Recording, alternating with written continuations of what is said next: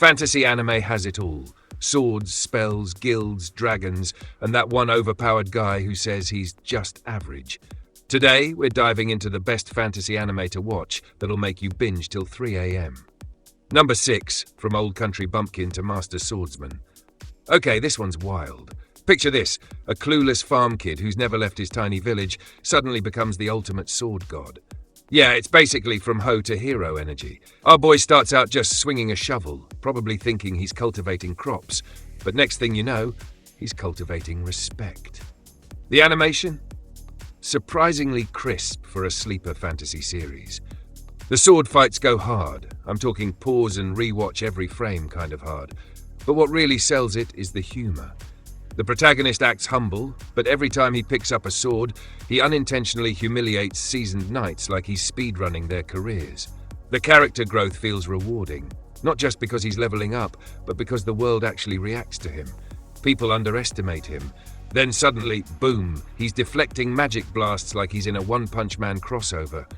If you love Mushoku Tensei or The Rising of the Shield Hero, this anime has that same underdog charm, but adds a good dose of country logic. Like, who knew farming builds muscle for legendary sword swings? This is Emiverse Anime. Watch this video to the end and hit that subscribe button now. Number 5. I may be a guild receptionist, but I'll solo any boss to clock out on time. Now this is peak I hate my job fantasy energy. Our main girl is a receptionist, the kind who deals with idiots every day filling out quest forms wrong. But plot twist, she's secretly a total boss slayer. Every scene feels like watching your favorite overworked co-worker finally snap, except instead of yelling at customers, she's slicing dragons in half before her lunch break. The comedy is on point. She's not out here for glory or power, she just wants to clock out by 5 p.m. and chill. Relatable? Extremely. The animation gives classic fantasy RPG vibes, glowing swords, ridiculous spell circles, and monsters that look like they were designed to eat budgets. The fight choreography is fast, flashy, and full of personality. What makes it special is the satire.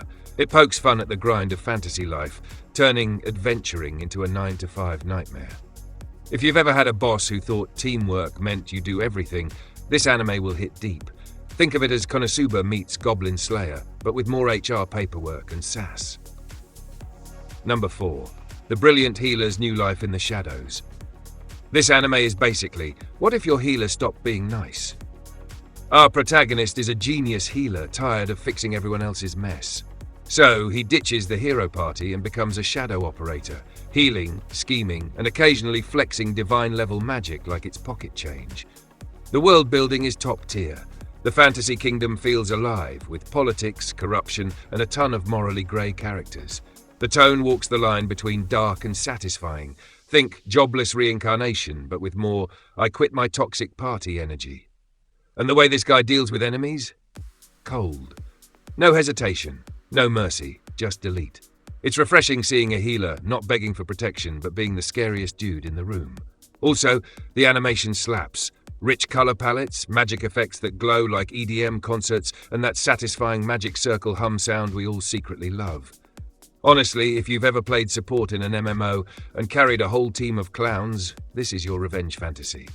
It's justice, wrapped in robes and sarcasm. Number 3. I left my A-rank party to help my former students reach the dungeon depths. This one feels wholesome and epic at the same time. We've got a retired adventurer who says, forget saving the world, I'm training the next generation. But instead of slacking off, he's mentoring students who might just surpass him.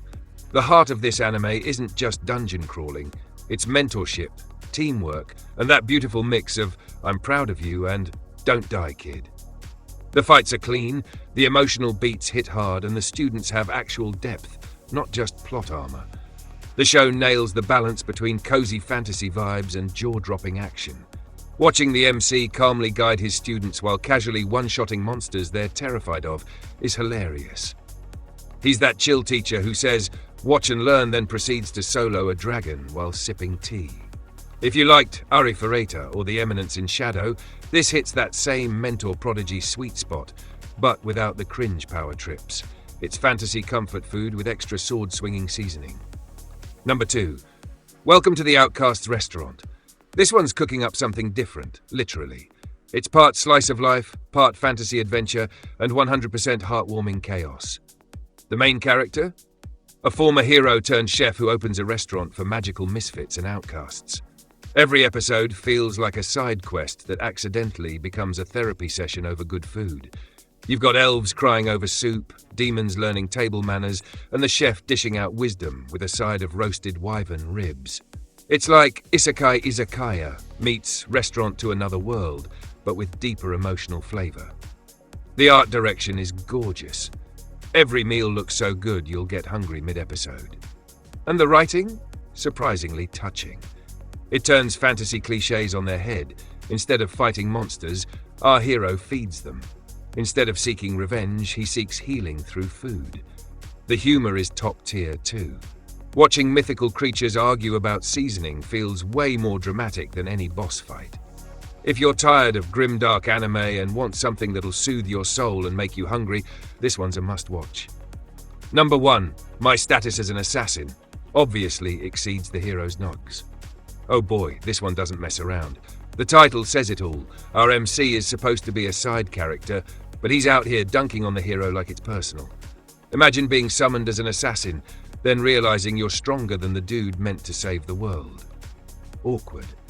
This anime delivers everything fans love about overpowered fantasy. Killer visuals, smooth swordplay, and a main character who's 90% calm, 10% pure chaos. The dude's so efficient it's almost disrespectful. Enemies give long speeches and he just ends them, mid-sentence. What sets it apart is tone. It's not all edge and darkness, there's wit, charm, and actual strategy. The assassin doesn't flex for attention. He hides in the shadows, roasting fools with silent precision. And when the hero acts cocky, he just smiles like, "Sure, buddy." The story also dives into political intrigue, double-crossing nobles, and who's the real hero drama, giving you more brains than most overpowered shows bother with. If you love Arifureta, Grimgar, or Jobless Reincarnation, this one deserves your next binge slot. Thanks for watching, like and subscribe.